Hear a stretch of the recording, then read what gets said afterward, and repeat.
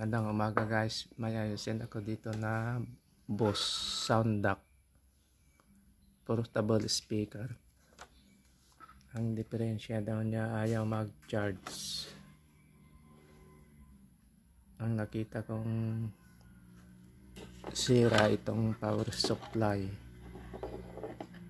kaya ginamitan ko muna ng power supply na ganito. Ito ay 20 volts, pero ito 19.5 lang, pero okay na rin. Testing natin.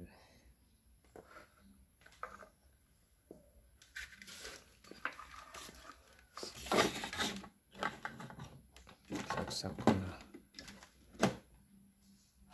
Ito, nandito na yung volume plus tsaka volume minus.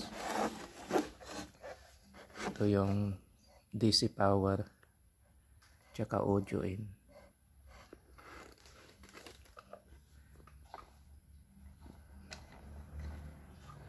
Testing natin. Mahirap pag walang tagahawak. Ayan, tumunog na. Yan, nakikita nyo guys, umiilaw naman. Yan. Tanggalin ko muna yung saksakan, tabuksan ko.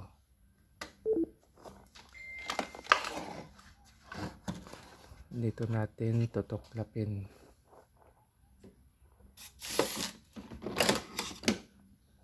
Kasi nakadikit lang ito. Dito. Ayan.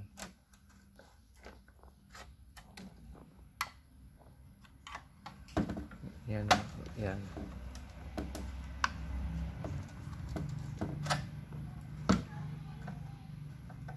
Buksan ko muna guys. Mahirap pag walang tagahawak. Ito na guys, nabuksan ko na. Ang dumi oh. Testing natin yung ilaw kanina. Hindi kasi makita kanina kasi may takip pa.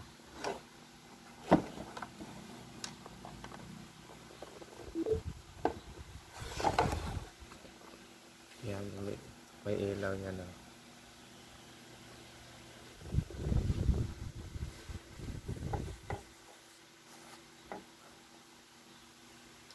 Tanggalin natin itong mga tornilyo dito. Tingnan natin yung battery kasi hindi daw nag-charge.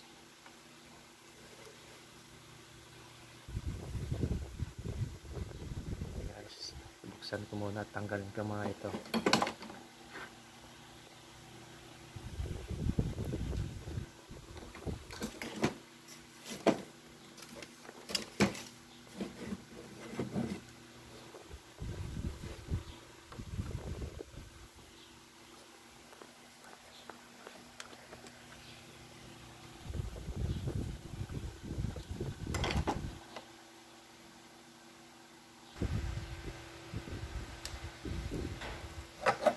Ito, natanggal ko na yung isa.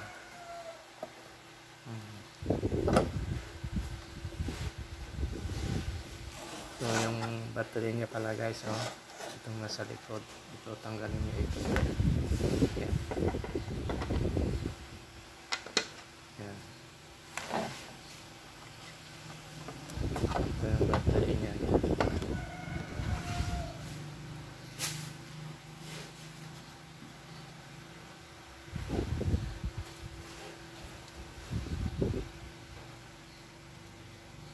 20 volts.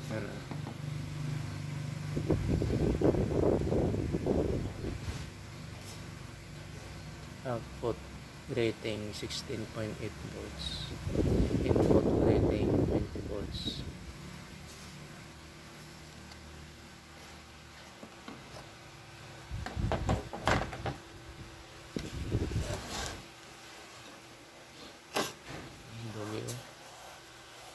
Buti ito hindi nababakbak, hindi tulad yung sa akin, yung maliit,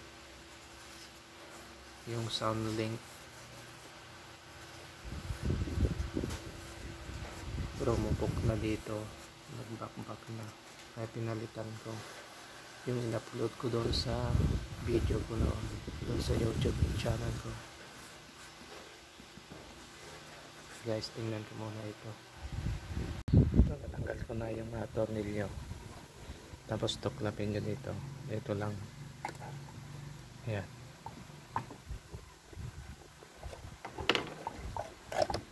Ayan. Yan yung loob niya. Tanggalin ko itong sakit.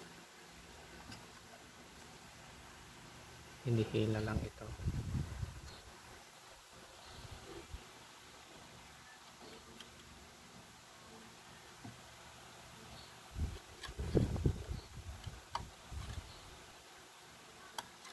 Ayan. Tanggal na.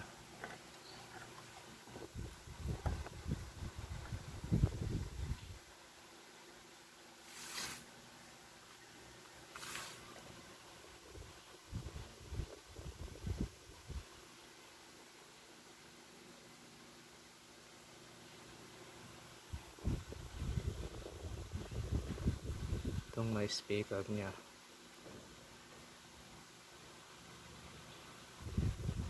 Check natin itong ilang ohms para makita natin itong ilang ohms. Wala kasing naka-indicate dito na ohms niya.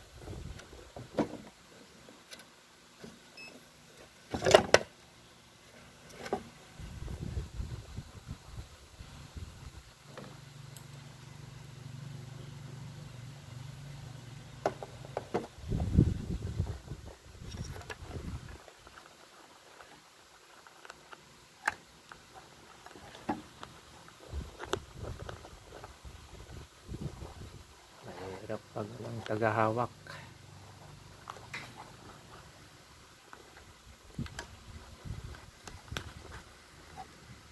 Oh. Check ko muna.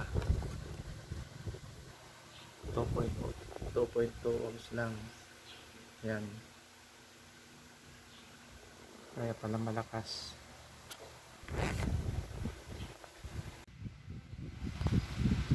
Ito guys, nilagay ko na yung takip. Ang ginawa ko dito ay ginamitan ko ng power supply. Sinuplayan ko yung positive negative niya. Ito.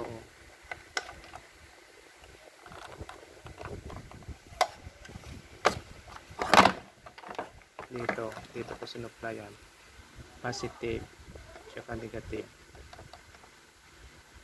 Ginamitan ko ng power supply para magkarga lang kasi matagal lang na-stack ito. Testing natin na wala yung adapter pag natin gamitan. Testing natin.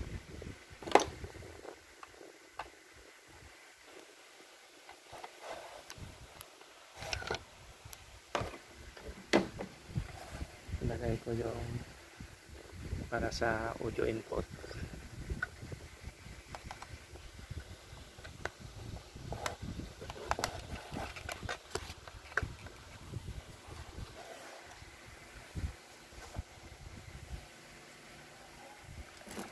Sapsak ko dito sa may pinaka-player niya.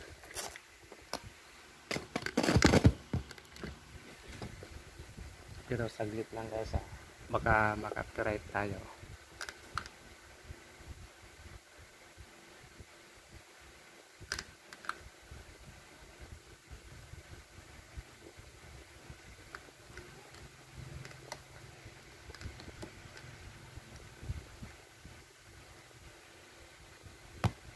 Play by TF Card.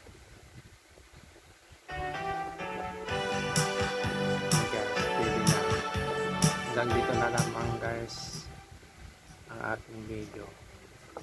Kung nagustuhan niyo ang aking video, pindot na lang yung subscribe button at huwag niyo na rin kalimutang pindutin yung notification bell para lagi kayong updated sa mga bagong video na i-upload ko.